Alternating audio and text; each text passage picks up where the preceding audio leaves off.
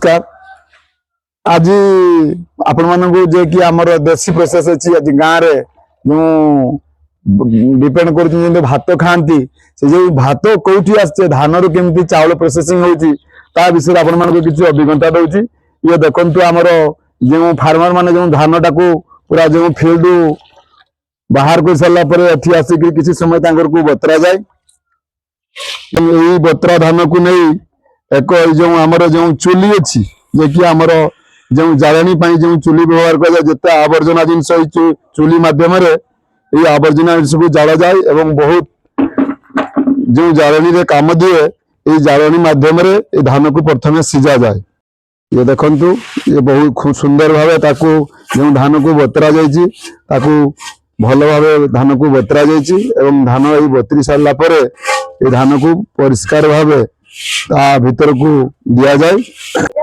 जिते सबू आमर चुली रे जो जाळेनी लगी जिते सबू आवर्जना कुटा काठी सबू ये जाळेनी भाव में यूज करा जाए एवं अल्प खर्च रे जाळेनी आमर को मिल जाए एवं ये जो वर्षकर चाउल बाहर करा जाए यही माध्यम रे समस्त बना जाए एवं विशेषकर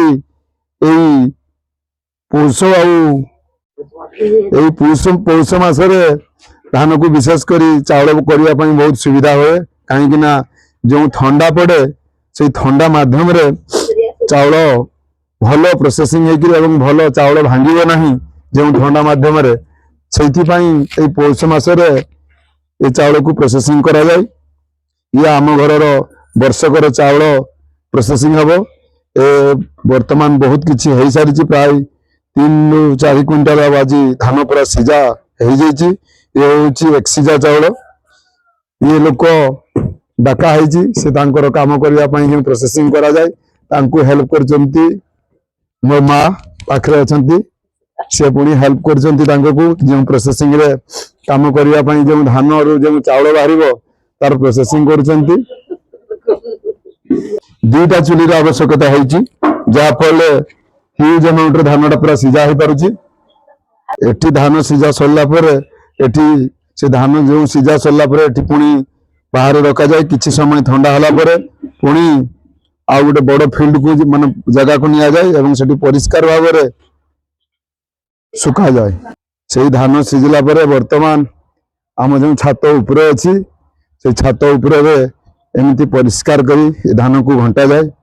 ये प्राय 2 ରୁ 3 दिन ये धान पूरा भल भाव एमती सुखिब एवं ठंडा एवं खरा पाइब तापर जो आमर मिनी राइस मिल अच्छी कि हलर से हलर माध्यम धान को पेशी एटा को एक सीझा हिसाब देखो आम घर पड़ोशी वाला भी प्राय धान सीझे देखते सी भी यही पौष मागरे वर्षकर चाउल